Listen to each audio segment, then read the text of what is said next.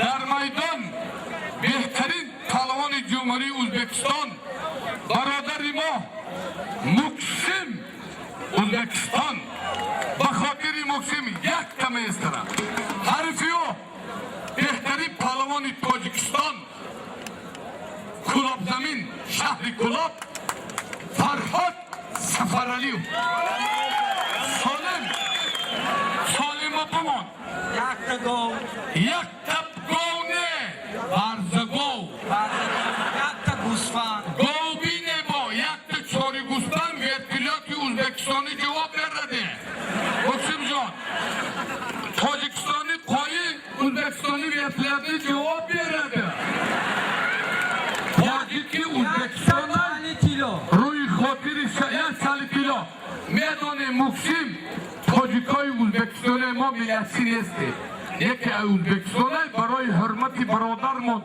ازبکای ازبکستانی ازبکی گام میزنیم مکسیم جان خفه است یا خم کن کزن سفرعلی فرهاد سفرعلی تاجیکستان مکسیم برادری ما مراد جان یک کمه استرام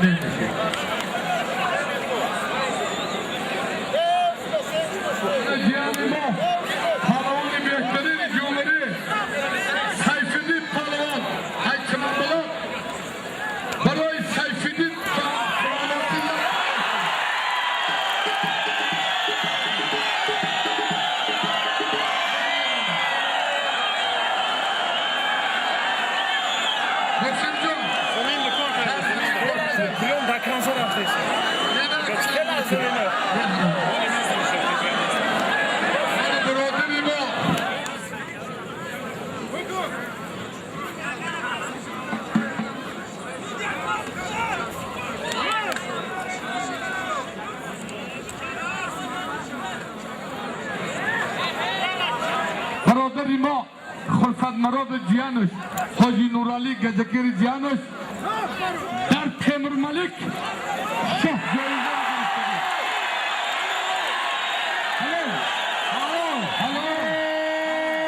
حلال